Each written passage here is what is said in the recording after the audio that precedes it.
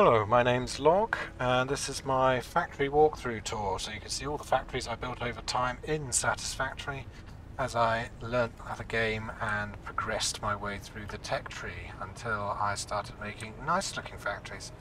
Now, if you saw my last video, that was on the coal power plants, and you can see that was a bit of a mess, and I started to make a nice coal power plant at the end, and it also got updated later enough that we had clipping permissions, so I was allowed to build a roof which went through the smokestacks, as I did on this building. So up there, there's smokestacks that come out the top, and those are clipped through so that it looks like the smokestacks are outside the building, because to me that makes way more sense. Before we had clipping, you could not do that. You had to have everything inside the building, and those coal power plants are very tall, so you would have to encase them, which you probably didn't want to do. So for this video, we're going to focus on my modular frame factory, which is this one, which is one of the first big factories I made that I spaced out, and I had enough resources to put down big areas, and I made these little pens where I did keep doggos when they were in here, and I now seem to be keeping a pea in here, but I will deal with that another time. Beans are on this anyway. So the main purpose of this is to make modular frames, and these are quite slow. You make 2 per minute per machine. So I had a bit of a think on how many I could make, and I looked at the recipe and worked out some ratios and settled on having 5 modular frame machines. So that's 5 of those, that makes 10 per minute. That's quite a good rate for modular frames. You probably don't use them that quick early game. And that means I need to times everything by 10. That's some nice easy maths. That means I need 30 iron plates, reinforced iron plates, and 120 iron rods per minute. So that's quite a lot of iron rods, not too many, but quite a lot. And you'll see that I belted them to a container here, so some are stored locally, and then they disappear off here, and if you crouch I can get out here. And they go into here, into a splitter, and some of them go off over there to be used for something, I forget exactly what, and some of them come over here to be used for something else in this area. So this is the first time I had a factory producing a type of thing that I then belted elsewhere. Over here I didn't belt the smart splitters anywhere because you don't use smart splitters anywhere else, and I just had those rotors smart plates left here that I could pinch from as I needed, so I didn't include them in my starting space up there. They're just part of this space down here, so that if I needed them I could run down here and grab them out of a bin, carry on. I need to do some tidying up because I built this a couple of games ago as an example of souping, and it is interfering with my trucks, so let's delete this stuff and let my trucks carry on.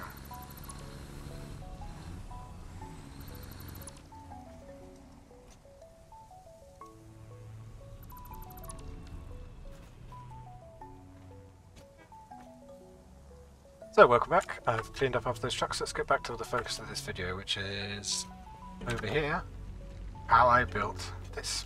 So I've just said I will need 5 of these machines. Then I told you the numbers for building everything by 10. You spotted that, so I need to times everything by 5. 5 times 3 is 15, 5 times 12 is 60. 60 is a nice number in this because that's exactly how many you can fit on a Mark 1 belt. And we probably didn't have Mark II belts this early in the game, so being able to supply everything on a Mark I belt, it's a nice number to work with. 60s and 120s and numbers. So all of these things need a load of rods, and they need a few plates. To build the few plates, I've got 4 assemblers that make plates. I don't use the plates from next door. I made it so that this factory takes in rawish materials and makes all everything itself. So it's got its own plate production. And to make the plates I need, I've forgotten already, was it 15 I said?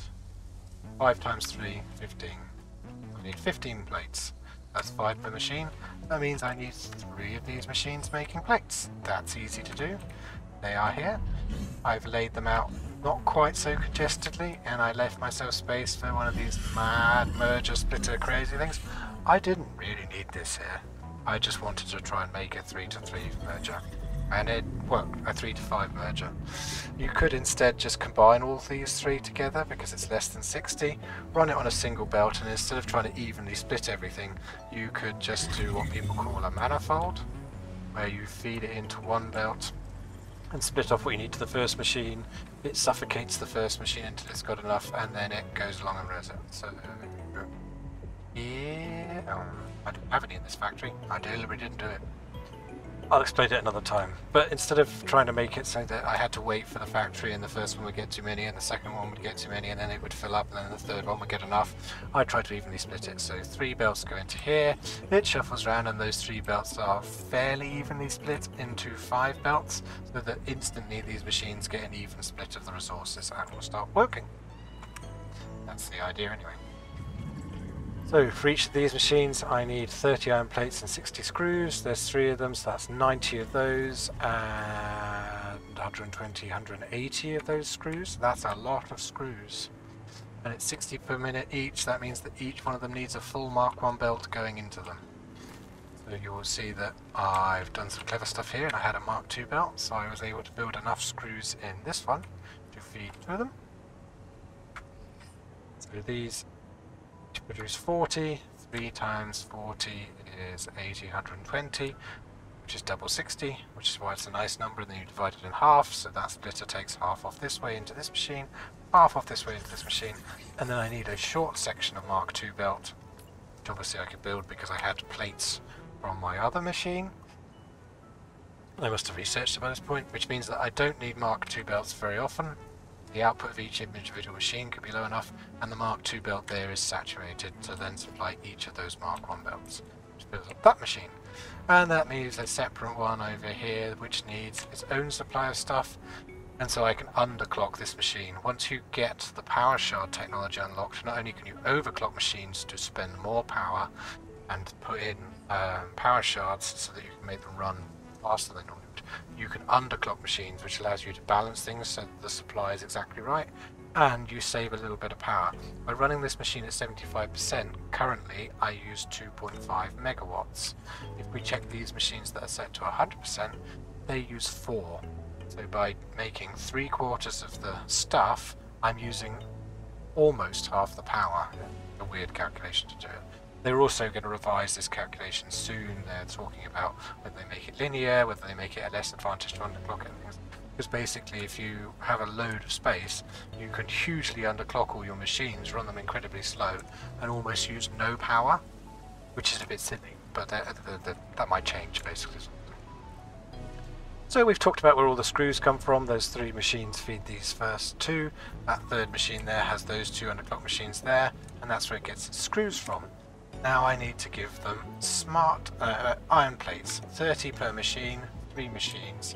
3 times 30 is 90. So I need 90 iron plates. I've done something weird here where I've got 18, so I think I'm running them all at 18 per minute. You can type in here a number you want, so you can get exact numbers, which is easier if you've got an exact number you want than working out the percentage, and sometimes the percentage and the number leaves fractions. So, for whatever reason, I've chosen to have 18. Why have I done that? 1, 2, 3, 4, 5 machines. 5 times 18 is 90. That's why I've done that, because then these 5 machines make enough by themselves to supply all 3 of those machines.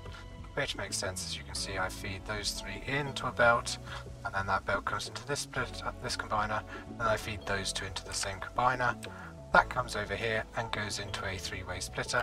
3-way splits are easy in this game because the splitter, the default conveyor splitter, does a 3-way split. So each of these machines automatically get a third of the stuff supplied to them, which is exactly what they need.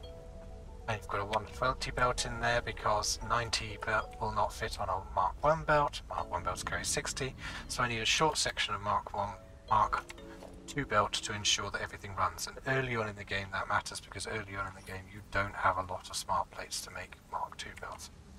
Very late in the game you can make everything out of Mark 5 belts because you will have the resources to make Mark 5 belts, and you will build a huge amount of it, and then it's quite often easy for you just to run everything as Mark 5 belts and Mark 5 lifts, and make sure you have lots and lots of these aluminium sheets. Then you don't have to worry about carrying all the stuff for the lower belts, because each tier of belt uses a different material. But once you get to the top tier of material, don't use power to make belts, they carry the most stuff, you can run them flat out, unless you don't like how hectic they look, because they look very quick. don't have much reason to use the lower level plants. But this stage of factory, you need to build it. Think about this, because you will be handcrafting, or you need an earlier factory to make those reinforced plates for this. So, got 5 of these machines. They each take a load of iron ingots, and I've fed them directly, so that for this belt that's now underclocked, it uses 27, and this will output 27 because I've underclocked it to do so. You can also run the 100% of 1 in to 1 out. And that means I need 27 ore per thing, and I feed all the ore in. It comes from outside, from that thing we set last time, and that runs all of those to make the plates. Then I need to finish making the screws, and to make screws you need rods, and so I have a bunch of machines making rods.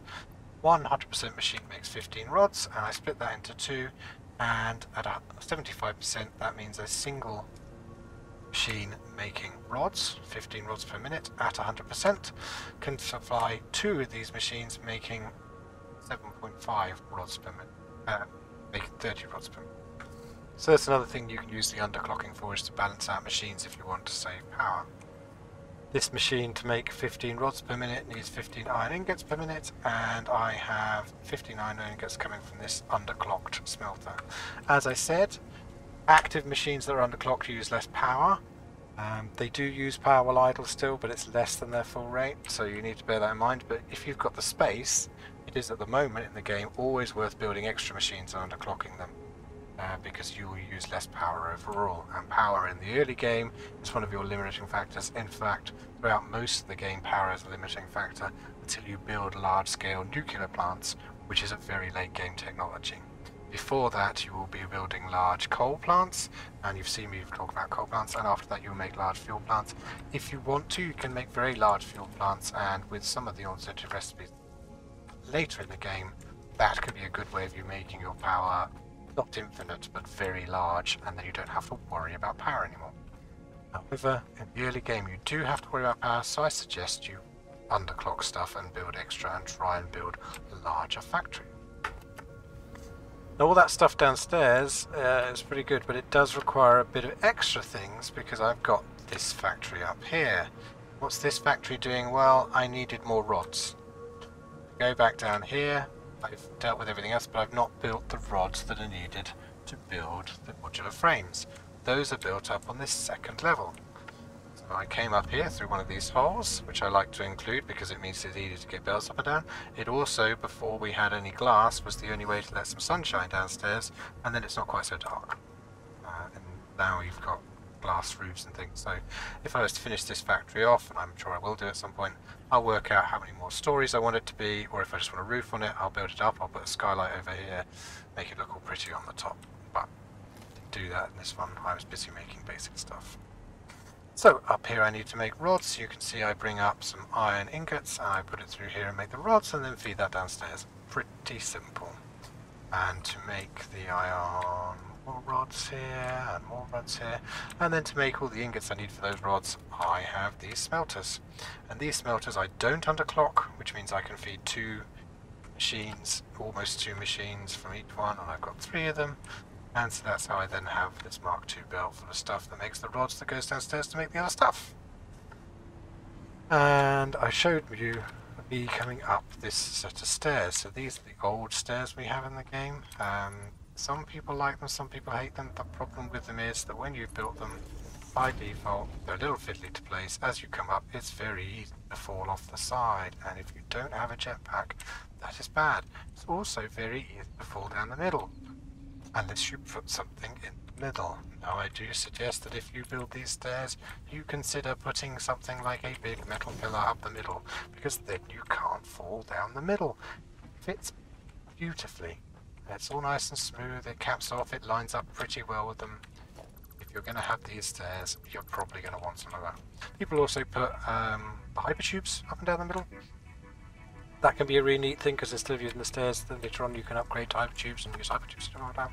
But I put those stairs because it's stairs or ladders to get up and down. That means I can walk around here, I can jump around a bit. This is a little cramped, but it kind of works. I can walk around up here and I can get from downstairs to upstairs and check if everything's working. And then that It's how I built all of my frames. That's a modular frame build. 3 of those, 5 of those to do everything, 3 more behind to provide the plates, and then you start working your way back to do all the other bits and pieces. I can design up for it if you want later on. And I put walls, again this was before we had zooping, so I placed all of these separately. I tried to run the power cables neatly. When I need to handcraft, I quite often put a little craft bench or something in my little factory areas. They are very handy to have around when you find you're one short of something, because you don't want to run back to your main base just for that. I tried to leave my power poles like this. You see I started doing this combination of wall planted power poles and then running the cables in such a way they weren't clipping through anything. Try and make it look all neat, try and follow some patterns so that they look regular and routine, of always offsetting a pole to feed the machine. The Mark 1 power poles only allow 4 connections, so it's pretty easy to exhaust them. If you think about it, when you have a machine and you just have a pole in a line, that's 1, 2, 3 connections just on a pole. It's almost full straight away, so to feed another machine you need another pole. So I have a lot of poles in here when I'm doing this early stuff. Some people don't like having poles inside. Some people prefer when they've got a roof in to do everything off of ceiling links, and you can do that. So if you find the poles ugly, you can put these ceiling links across and then link down from those straight into the machines. The thing you can't do with these is there's no interaction menu. If you want to interact with a power pole, you need a power pole.